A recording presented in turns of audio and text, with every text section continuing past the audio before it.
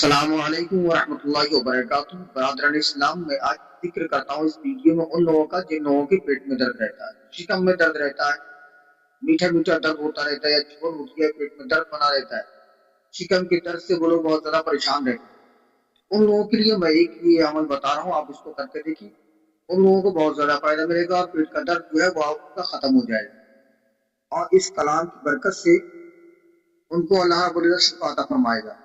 اس میں کرنا کیا ہے دوستو؟ اس میں آپ کو کرنا یہ ہے کہ یہ آیت کریمہ جو میں بتا رہا ہوں، آپ اس کو 3 مرتبہ پڑھ کر پانی میں دم کر کے اس مریض کو پلا دیں جس کے پیٹ میں درد ہو، یا پھر اس کو لکھ کر کے اس کا تعویذ بنا کر اس کے پیٹ پر باندھ دیں، تو پروردگار اس کی برکت سے درد شکم کو دفع فرما دے گا، پیٹ کے درد کو دفع فرما دے گا، پروردگار صحت کاملہ عطا فرمائے گا۔ اب اس میں جو آیت کریمہ ہے وہ سن لیجیے گا۔ اعوذ باللہ من الشیطان الرجیم، بسم اللہ الرحمن الرحیم، لا فیہا عدل ولا هم عنها ينزفون۔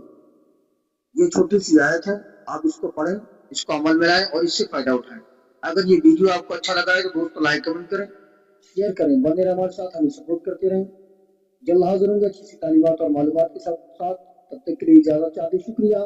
السلام علیکم ورحمۃ اللہ وبرکاتہ۔